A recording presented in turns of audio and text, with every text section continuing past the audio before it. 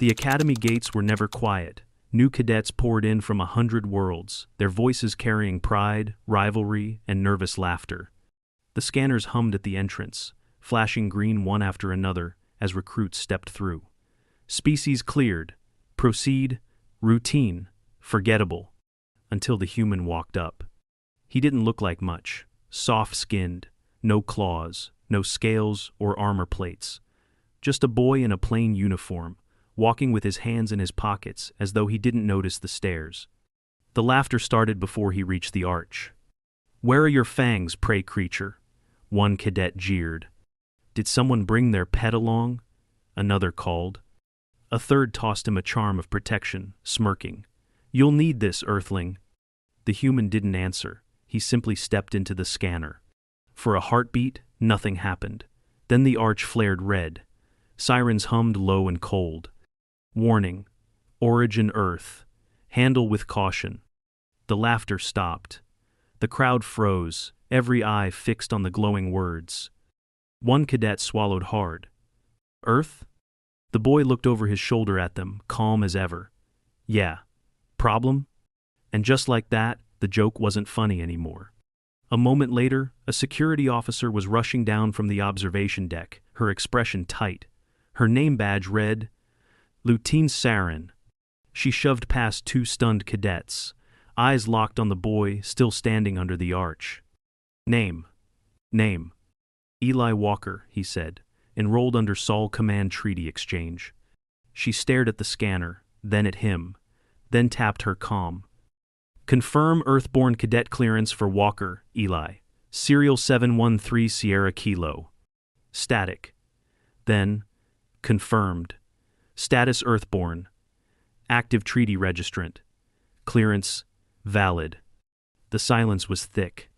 Saren exhaled. Proceed. Eli stepped forward, calm as ever, and the scanner let him pass. The red warning didn't vanish until he was 5 paces clear. A few cadets parted as he walked by. No one spoke. Only once he was out of earshot did someone finally whisper, "I thought Earth was just a myth."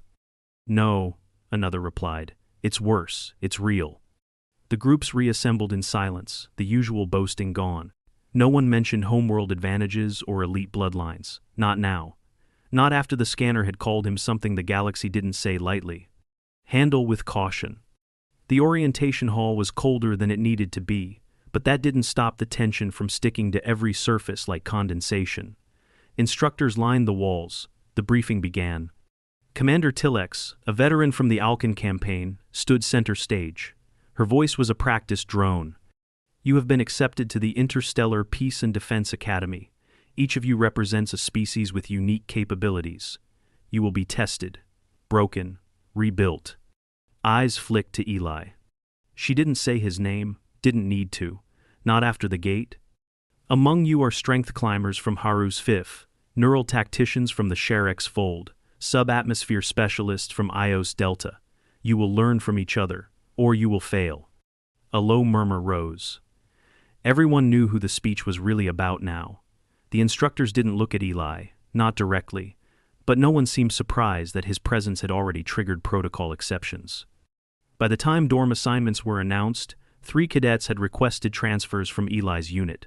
2 were approved. In the mess hall that night, a tray of food was left on the table across from him. No one claimed it. He ate quietly, not looking up. When he left, the tension followed him like static electricity. The next morning, the mocking resumed quieter now, more whispered than shouted, but it was still there. A Centauri cadet hissed to her companion, "He's just a skinny mammal. That scanner probably malfunctioned. He looks like he'd snap in half if the gravity fluxed. I bet Earth's not even that bad. It's all just council propaganda." Eli passed them without reacting. He was getting used to the stares, the muttering, the flinch some cadets did when he stepped too close, the way instructors watched him longer than necessary. That afternoon, he was called for a preliminary evaluation. Instructor Mora, a tall insectoid from the Careen species, tapped her stylus as she looked him over. "Why are you here?" "Enlistment treaty. Earth's part of the coalition now.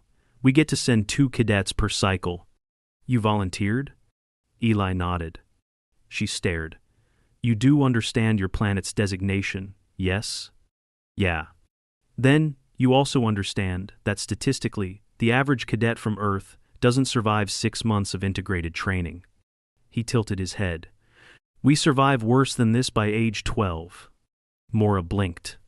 Eli didn't elaborate. She cleared her throat and made a note. Fine, we'll see how you do in your first exposure module. Exposure to what? She smiled without humor. Environmental hazard simulation. Standard for all non-terrestrial cadets. He nodded. When? Now. The arena they brought him to wasn't empty. 15 other cadets were already waiting, each in protective gear calibrated to their species. A short-range atmospheric dome hovered above them, flickering with soft blue containment fields. Hazards would be randomized. Chemical, gravitational, biological, all simulated, but close enough to harm if taken lightly. Eli walked in, wearing only his uniform. The others stared. One of them, a crimson-skinned Draex, scoffed. Where's your gear? Didn't bring any. The Draex laughed. Then we get to watch you fail in real time. Eli cracked his neck once. You talk a lot for someone about to need rehydration packs. The Draex growled. Mora appeared in the upper control deck. Cadets, welcome to Integration Trial 1. This is a non-lethal simulation, but do not mistake that for safety. The dome will cycle through 3 hazards. Survive each for 5 minutes. Exit early, and your trial is logged as incomplete. A chime sounded. Begin. The field shifted. Gravity spiked. Several cadets grunted as their joints compressed. One collapsed to a knee. A Satari groaned, claws scrabbling for balance. The Draex fell sideways. Eli exhaled through his nose and started walking. Just walking. His steps were heavy, but even. The second hazard came fast acidic mist rolling in from vents along the floor. Protective suits sealed, filters activated. Eli's uniform hissed slightly where the mist touched the sleeves. He flinched, but only once. Checked his forearm. A mild burn. He flexed his fingers and kept going. The Draex tried to stand again, slipped. His helmet cracked. Alarm blared. Mora flagged extraction. A retrieval drone swooped down and pulled him out. Eli watched him go, then said quietly, Told you.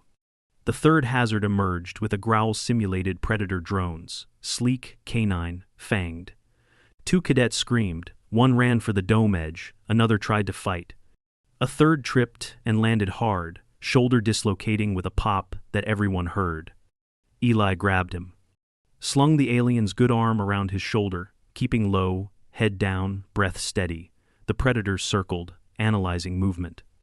Eli stared one down and said, deadpan. We used to have pit bulls in my neighborhood. The drone paused. Then backed away. When the timer ended, only 6 cadets were still standing. Eli was one of them. His arm was burned, his leg had taken a hit from shrapnel, his breathing was shallow from unfiltered air. But he was still on his feet. Mora's voice echoed through the arena. Medical retrieval dispatched. Stand by for evac. One cadet looked at Eli, wide-eyed. You're bleeding. Why didn't you exit? He blinked once. Because it wasn't over yet. And no one laughed. Not this time. 2 days after the trial, Eli's name was known in every wing of the academy. Not officially, of course. No commendations had been issued. No records were publicly updated. But in the mess halls and barracks, the story moved faster than a comms ping. They said he didn't flinch under acid mist, that he stared down a predator drone like it was a lost puppy, that he helped an injured cadet while injured himself and still didn't request early exit. They also said he was bleeding and didn't care. Eli, for his part, didn't acknowledge the rumors.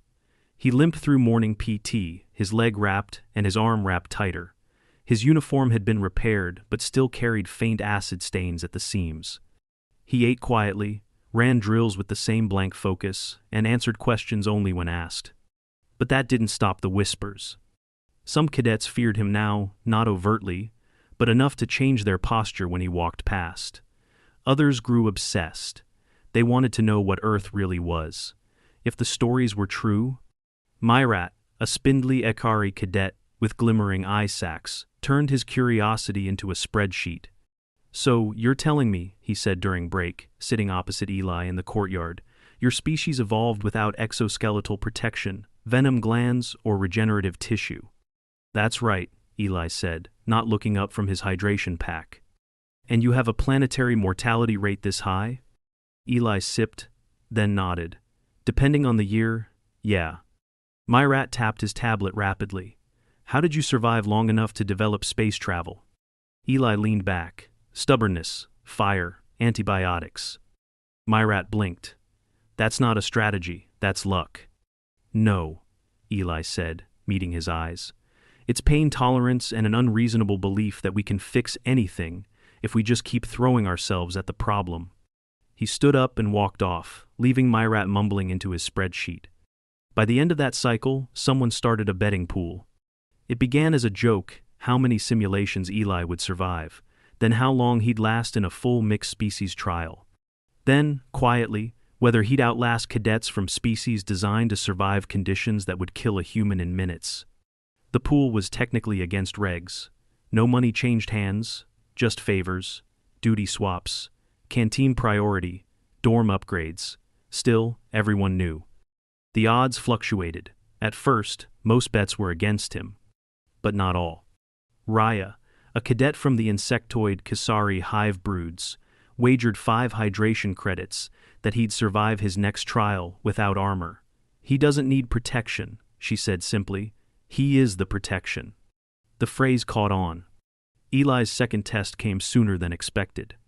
It was scheduled as part of Standardized Exposure Drill 3, a group rotation meant to test adaptability under complex environmental cycles. But this time, it was designed by instructor Vorim, a Xanthari known for brutal hazard blends. He had reviewed Eli's last performance and adjusted accordingly. The simulation would mimic multiple disaster conditions: erratic gravity fields, biochemical exposure, and predator-level threat detection. The cadets were issued light suits with auto-injectors and air filters. Eli was handed a pack with basic gauze, electrolyte tabs, and a single inhaler. He unzipped it, looked at the contents, then zipped it shut and nodded. "Fair enough." Commander Tilex addressed the group. "This is not a race. Survival is the metric. Do what you must to endure. Extraction protocols will be honored if initiated, but scorecards will reflect early withdrawal." The simulation began. The dome shimmered, terrain cracked open into jagged shale, gravity surged and dropped at random, wind howled with chemical mist. Creatures roamed the fog, sniffing, programmed to hunt anything unmasked. Within 5 minutes, a cadet triggered an extraction beacon. The air had compromised her seal. Another went down hard, ankle twisted on unstable rock. Eli passed him without comment, then stopped, doubled back, and hauled him upright with one arm. "You have 3 good limbs," Eli said. "Use them." They hobbled together until a drone pulled the injured cadet out. That left 8. At the 10-minute mark, a Kasari screamed as a heat vent exploded beside her. The flare singed her upper shoulder and part of her neck plate. She dropped, writhing, her armor scorched. Eli was the first to reach her. "Don't move," he said, kneeling beside her. "You're shocky." He opened his pack, tore open gauze, and pressed it gently against the burn. She flinched. "Yeah," he muttered, "that's how it works." She blinked, dazed. "Why help me?" "You're still breathing." He gave her the inhaler. "Use it slow." By the time she was stable, 4 others had been removed from the sim. 2 more were hiding in the wrecked terrain, refusing to move. Only Eli stayed visible, active. He staggered once when the mist thickened, coughing so hard he dropped to a knee, but he forced a breath through clenched teeth and pushed upright again. Vorim increased the toxicity. Eli's skin flushed red, his eyes watered, but his vitals remained just above critical. Tilex muttered from the control booth. "That's not endurance, that's something else." Vorim didn't answer. The final hazard emerged, a simulated storm, with rotating wind columns and lightning discharges mapped to threat motion. Cadets scattered, scrambling for cover under broken walls.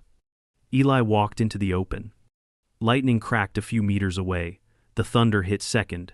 He didn't flinch. He raised his hands to the sky like he was measuring the air itself. Rain pelted him, his uniform soaked through instantly. His lips were split from dehydration, but he smiled faintly. "We call this weather," he said to no one. When the simulation finally ended, the field reset. The arena fell silent. Eli was still standing. The medbay visit was mandatory. Dr. Harrow looked him over with practiced precision. Burn exposure on his forearms, moderate lung inflammation, a stress fracture in his left foot from the shifting terrain. She frowned at the scan. "This is a 4-week healing window, minimum." "I can walk on it," Eli said. "You shouldn't." "I'll wrap it." Harrow leaned in. "Why didn't you exit the simulation?"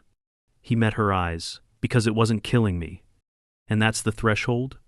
He paused. "Isn't it?" She didn't reply, just handed him a walking brace and a prescription for anti-inflammatories. He left before she finished filling in the chart. Back in the dorm, 2 cadets stood aside as he entered. One of them, a Noxari with bioluminescent arms, offered a bottle of cold electrolytes. "Here," he said. "Sorry about the charm thing." Eli took it, nodded. "Thanks." He sat down, unwrapped his leg, and started applying the brace. Outside, someone updated the betting pool board. The new title read, "Walker, Eli odds, undefined. Status, do not wager without medical insurance." The Academy's medical director filed an incident report the next morning. She labeled it, "Category Red Flag, Deliberate Exposure Endurance by Human Cadet." Copies were sent to both the Interstellar Medical Oversight Bureau and the Council Office of Planetary Risk Analysis. Attached was a note. Subject shows signs of persistent injury concealment and willful disregard for pain thresholds. Recommendation: immediate psychological evaluation. Secondary note: Earthborne pain response may differ significantly from baseline species. No one contacted Eli about it. But the instructors started watching him more closely.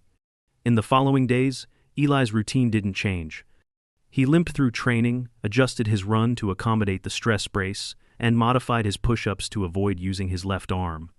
When Instructor Kellen asked why he hadn't requested light-duty status, Eli simply replied, "Because I'm not finished learning." Kellen, a hardened Alari who had once taught vacuum survival to infantry troops, didn't press. But later that day, she pulled up every medical file Earth had ever sent to the Academy. She didn't speak for a long time after. Eli's notoriety spread faster than most would have predicted. Not because of PR, not because of gossip, because cadets began to adjust their standards around him without realizing they were doing it. When drills ran long, no one wanted to quit first if Eli was still moving. When cold exposure training triggered withdrawal in 3 cadets, Eli walked until he couldn't feel his hands, then warmed them on the side of a ventilation panel and kept going. It wasn't about winning. He never boasted. He rarely even spoke. But he kept showing up, injured, under-rested, tired in a way that settled deep in his bones. Still, he showed up. And it broke something in the cadets around him, not in a cruel way, in a reflective one, as if their own limits weren't where they thought they were. One morning, during a group simulation on subterranean navigation, the power flickered, just briefly, a pulse through the auxiliary dampeners. The lights dimmed, the atmospheric settings glitched, and for 13 seconds, the hazard monitoring went blind. When the lights returned, they found Eli on his knees in a crevice, dragging a collapsed cadet up by his vest. The cadet, Gerald from the methane-breathing Narthak, had lost respirator flow. His suit had failed in the darkness. No one else had seen. Eli had. He'd held his breath, climbed into the crevice, and pulled Gerald out manually. By the time medics arrived, Eli's O2 saturation had dropped to 77%. He spent that night in the medical wing again. Oxygen mask. Mild bronchospasm. Nasal mucosa burned from a trace leak of methane. Full recovery estimated in 5 to 6 days. He was cleared for light duty the next morning. He ignored it. Dr. Harrow caught him mid-march in the courtyard. "You need to stop," she said bluntly. "Your recovery is being compromised." Eli slowed, but didn't stop. He'd have died. "That's not the issue. Your next injury could—" "I don't care," he said. The words weren't angry. Just flat. Honest. I know pain. I know what too much feels like. I've felt worse. She stared at him. You're 19. On Earth, he said. That's enough to have seen things you don't talk about. Ever read about the 2038 wildfires? Or the dengue outbreak in Rio? Or the Seattle quake? She didn't answer. I have. He stepped around her and kept walking. She didn't follow. The next day, Commander Tillex called him into her office. Not a disciplinary meeting, something quieter, more formal. He sat across from her desk, hands resting in his lap. You've become something of a symbol, she said. I didn't ask for that. No, but it happened anyway. She tapped her screen, pulling up a list of cadets. This academy has trained over 2,000 species. We've learned how to accommodate venom resistance, exoskeletal mobility, even full-body regeneration. But we've never had to rewrite psychological protocols. Eli didn't move. Until now. She turned the screen so he could see. It displayed a new tag. Human Earthborn, Extreme Resilience Marker, Psychological Monitoring Advised. He stared at it. So I'm dangerous. Tillex raised a brow. You were always dangerous. The scanner knew that before you opened your mouth, but that's not the part I care about. She leaned forward. What I care about is this. Why do you keep pushing? You've proven yourself a dozen times over. You could coast through the rest of training. You don't. He thought for a moment, then said, because this isn't the worst I've been through. You're not in danger here. That's the trick, he said quietly. Back home, danger doesn't look like this. It's subtle. It's a fever in a town with no doctors. It's a missed vaccine shipment. It's an aunt who dies in a flood because her apartment was on the ground floor. So no, I don't stop here. I don't stop until I know I can't go anymore. She didn't speak for a while. Then, if we promoted you early, would you accept? No. Why not? Why not? Because the people I'll command someday deserve someone who didn't quit halfway through. She shut the file. You can go. As he left, she added one thing. Eli. He paused. I'm glad you came. He nodded once. Me too. That night, the betting pool board was quietly taken down. No one said why, no one needed to. Because by now, it wasn't about wagers anymore. It was about respect. It started as a drill. A scheduled safety test of the Academy's emergency response systems. A formality announced weeks in advance. Non-combat. Simulated only. That was the idea. Until a power relay under Dorm Sector 3 ruptured. An overheated capacitor, faulty grounding. Then flame, real flame not simulated, not contained. Just a spark into plastic conduit and thermal padding, and suddenly fire licked the walls of a habitat wing built for species with no native fire exposure. Panic was immediate. Alarms screamed, containment shutters jammed, smoke filled the corridor before the suppression systems could catch up. Cadets stumbled, half-dressed, fleeing into the halls. One slipped, cracking a rib on the bulkhead. Two more were cornered in a maintenance closet as flames chewed through the ceiling. And Eli ran toward it. No one told him to, no one asked. He was on his way back from simulation review when the first siren went off. He didn't hesitate, just turned around and sprinted not from instinct, but from experience. Smoke didn't confuse him. Neither did the heat. Earth had taught him what burning buildings smelled like. By the time he reached the breached corridor, the fire suppression system had activated late but functional. Steam hissed, lights strobed. But the hallway was still full of heat, and more importantly, still full of cadets. Anyone in here? He shouted into the smoke. No answer. Then a cough. He dropped low, followed the sound. Found two cadets, one crumpled against the wall, dazed, breathing shallow, the other clutching her ankle, unable to stand. Neither wore rebreathers. He handed the injured one his uniform sleeve to bite down on, then lifted her without waiting. A third cadet Asathari tried to help, then doubled over coughing. Eli grabbed him by the collar too. Move or get moved. They got out. It didn't end there.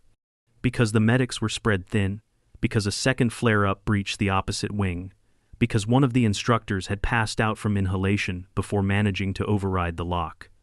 Eli broke the override panel manually, slamming a conduit rod through it until the sparks cut the lock. His fingers were raw and blistered. He pulled the door open and found the instructor unconscious against the far wall, skin gray-green from oxygen deprivation. It took 10 minutes to drag her to the extraction point. He collapsed outside the threshold. Infirmary.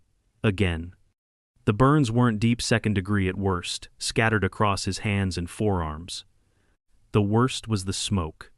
Dr. Harrow sat beside his cot, watching the slow rhythm of the oxygen monitor. "You breathed carbonized plastic," she said. "Smelled worse than the smog back home. You tore muscle fibers lifting that cadet. She weighed almost twice your body mass." Eli didn't answer. "You should have blacked out, eh?" He shrugged. "You need real recovery time this time," she added. "At least 3 days of zero exertion. I'll put the order in myself." Still no answer. She reached over and lowered the oxygen flow. "You can't save everyone, Eli." "I know," he said. His voice was barely a whisper. "But when the fire comes, someone has to run toward it." The Academy conducted a formal review the next day. Instructor Lutar chaired the panel. Damage reports were filed. Cadets interviewed. The malfunction traced to a manufacturing defect in the relay coils. Unpreventable. But what mattered most? The number of cadets pulled from the affected zones. 9 total. 5 had been too disoriented to evacuate alone. Eli's name was attached to all 5. The official commendation came through 2 days later. For acts of selfless service under fire conditions. For execution of extraction without formal command. For protecting life at personal risk. Cadet Eli Walker is hereby awarded the Council Medal of First Response. The medal was small, silver, with a jagged flame symbol etched into one side. It was presented quietly, in a short assembly, with only instructors present. Eli wore it for a day, then tucked it into his footlocker and didn't mention it again. By the following week, something changed in the dorms. The joke stopped entirely. The stares became greetings. The cadets who used to flinch when he passed now gave nods, subtle but real. Even the Satari cadet who once offered him a charm of protection gave him a quiet respect during mealtime and meant it. No one asked him to tell stories. They'd seen enough. But the real change came during a team navigation trial. The simulation was underground, dark, uneven terrain, narrow tunnels. Teams of 4 were assigned. Each team had to reach a distant beacon with full survival packs. Eli's team wasn't random. 3 cadets requested him. They didn't say why. They didn't need to. The trial began under false darkness, the walls pulsing with simulated seismic activity. One cadet slipped an ankle twist 20 minutes in. Eli knelt beside him, checked the ligaments with practiced fingers, and wrapped it with a tension brace. "Can you walk?" The cadet nodded. "Then let's move." They made the beacon in under time. When the instructor recorded their stats, he made one comment. "You're not leading, but everyone follows you." Eli shrugged. "That's how it works back home." Later, back in the dorm, someone updated the wall display that used to hold the betting pool. It now read, "Earthborn, Eli Walker. Species, human. Origin, Earth, handle with caution. Status, trusted." Graduation wasn't for another 6 months, but something shifted the day after the fire trial. The Academy no longer looked at Eli Walker as a curiosity, or a threat, or a problem to be managed. He had become something else entirely, a point of reference. When instructors needed an example of initiative under pressure, they named him. When cadets debated how far a person could push their limits, they used his name in the equations. He was no longer the Earthborn. He was just Eli now. That name carried weight. But not every cadet accepted it. One, in particular, Cadet Brask, a heavy-framed Tharn with 6 vestigial claws and a jaw that clicked when he was nervous, didn't hide his skepticism. He'd seen too many stories twist into myths and myths into nonsense. "I don't care what the scanner said," Brask muttered one evening, loud enough for most of the dorm to hear. "One kid from a nightmare planet doesn't make him a god." No one argued. No one defended. Eli, sitting on the edge of his cot, just looked up and said, "Good, because I'm not." Brask snorted. "Then how do you explain the way everyone moves when you speak, or how they stopped betting on you?" Eli folded his hands. "Because pain makes us listen." Brask stepped closer, looming. "So what? You enjoy suffering?" "No." "Then what are you proving?" Eli's voice didn't rise. "That pain isn't the end." That stopped Brask. Not because it was dramatic, but because it was simple, obvious, and completely alien. Eli added, quieter now, "Most of you trained to avoid it. We trained because we knew it was coming." He stood, no threat in his stance. Just presence. "Back home, we don't get the option to live without pain. So we learned how to carry it, work through it, move anyway." Brask stared, unsure if it was pity he felt or fear. Neither fit the moment. He left without another word. A week later, Eli received an unusual invitation. The Academy Council had convened a closed session, rare for cadets to be summoned, unheard of. To summon a first year, he arrived at the chamber, dressed in his standard uniform. He refused to wear medals. Inside were 6 beings, one from each of the major signatory species. Behind them, a glowing orb displayed planetary classifications. Earth blinked near the top, still red. "Cadet Walker," the lead counselor said, "you've disrupted expectations." "I noticed," he replied. The Kroshek delegate, armor gleaming under the dome lights, leaned forward. "You've survived 12 major drills, 4 emergency conditions, and 1 real-world disaster. With injuries, without withdrawal, and no performance degradation." Eli didn't respond. "Do all humans possess this disregard for limitation?" "No," he said, "but more than you'd expect." The Valak delegate, a cerebral strategist species, chimed in. "Explain the contradiction. Your bodies are objectively fragile. You're slower than most, heal slower than all, and possess no natural weapons. And yet you consistently outperform projections." Eli scratched the side of his neck. "We're not stronger," he said. "We just don't stop." "Clarify." "And, you calculate around pain," he said. "We build around it. Expect it. Train into it, not because we like it, but because it's the cost of surviving where we come from." The council murmured quietly. "You mean Earth." "I mean life," Eli corrected. "Earth just didn't hide the price." There was a long silence.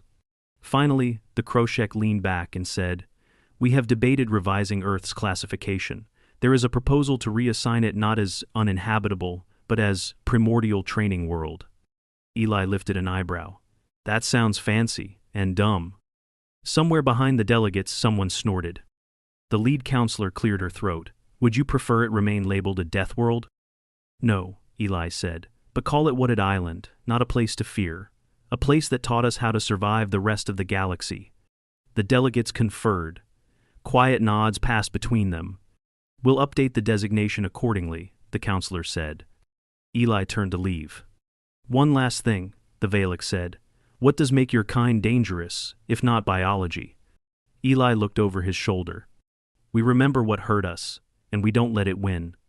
By the time final semester training began, Earth was no longer a myth. New cadets arrived each cycle. Some stared at the scanner near the gate, half hoping it would light red again. It didn't. Eli had been the only Earthborn that year. But the stories had taken root. No longer jokes about soft skin or fragile bones. Now they asked other things. What did frostbite feel like? What was it like growing up with lightning storms and old buildings that creaked during quakes? Was it true you could drown in under 3 inches of water? Eli answered when he felt like it. More often, he didn't, because he knew that the real lesson hadn't sunk in yet. It wasn't about storms or scars or even fire. It was about showing up again the next morning when your hands still shook. It was about carrying pain without making it someone else's problem. It was about letting the fear sit in your gut and still moving anyway. That was the Earthborn way. And when the next cadet passed through the gate, a tall girl with dark eyes and a patched jacket, her scanner lighting red, Eli didn't flinch. The gate said it again. Warning. Origin. Earth. Handle with caution. This time, no one laughed. She looked toward the crowd, saw him standing at the far end, arms folded, nodding once. And just like that, she wasn't alone. The scanner quieted. The gate opened. And the legend continued not with fire or blood or war, but with the quiet strength of a species that refused to quit.